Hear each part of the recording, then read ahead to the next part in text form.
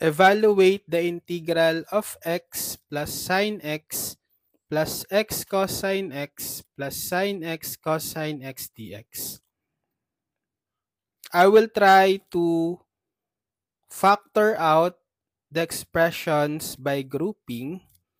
So I'll factor out the first two. I will group, the first two terms. So we'll have x plus sine x, then plus, I'll also group the last two terms. So we'll have quantity x cosine x plus sine x cosine x dx.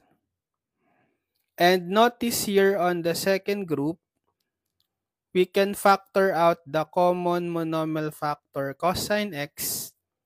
So we'll have integral of x plus sine x plus factoring out cosine x. We'll have cosine x times the quantity x plus sine x. Now we have a common binomial factor of x plus sine x. We can factor that out. So we'll have quantity x plus sine x times. If you factor out x plus sine x here, we'll just have 1 plus, if you factor out x plus sine x here, we'll just have positive cosine x dx. Now we can try to apply substitution. We let u be equal to x plus sine x because its derivative will be 1 plus cosine x dx. So derivative of u du, derivative of x 1 plus derivative of sine x positive cosine x, then put dx. Okay, and then we substitute. Therefore, we have integral of x plus sine x that's equal to u, and then 1 plus cosine x dx equal to du.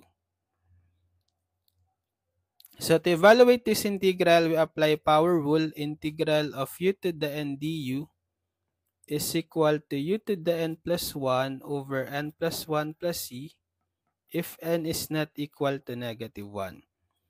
So this u has an invisible exponent of 1.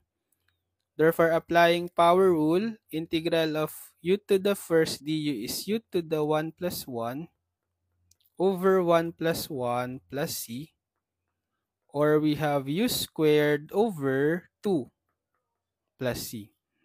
And then the final step is to substitute back the u in terms of x, which is x plus sine x.